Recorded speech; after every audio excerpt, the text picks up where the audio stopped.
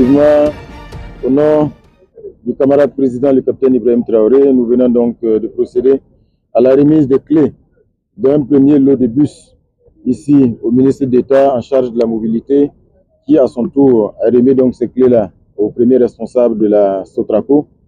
Ce n'est qu'un premier lot de plus de 500 bus et le reste est en cours d'acheminement. Comme vous le savez, et dans le cadre de l'initiative présidentielle pour une éducation de qualité, le camarade président a instruit l'acquisition de ces 500 bus-là pour améliorer de façon très significative la mobilité des élèves, la mobilité des étudiants partout au Burkina Faso. Mais au-delà, bien sûr, de ce groupe spécifique des élèves et des étudiants, il s'agit donc d'améliorer la mobilité de tous les citoyens burkinabés.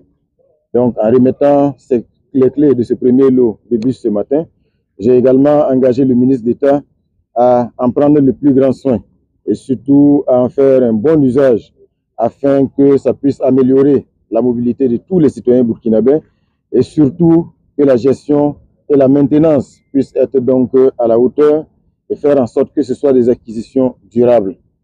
Il va falloir donc en prendre le plus grand soin parce que c'est le fruit du sacrifice du peuple burkinabé. Donc ce n'est qu'un premier lot de près de 155 bus et comme nous l'avons indiqué, d'ici la fin de l'année, d'ici octobre, en principe, le reste des bus, près de plus de 300 et quelques, devraient donc être livrés.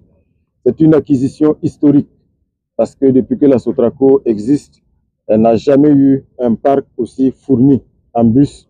Et comme vous le voyez, ce sont des bus de qualité, ce qui signifie qu'aujourd'hui, la Sotraco est passée à un autre cap. Donc le défi aujourd'hui au niveau donc, de la Sotraco, du ministère en charge de la mobilité, c'est de faire en sorte donc d'instituer un schéma de gestion qui soit non seulement performant, qui permette que ces bus-là soient donc en service le plus longtemps possible. Et je pense que c'est un défi commun. Mais comme je l'ai dit, ce n'est pas juste la Sotraco, c'est également un défi et surtout une responsabilité pour tous les citoyens burkinabés. Chaque client qui emprunte ces bus-là a sa responsabilité également. Donc, il faut que chacun, véritablement, respecte les consignes, adopte les bons réflexes, les bons comportements, afin que le parc puisse donc servir le plus longtemps possible les citoyens burkinabés.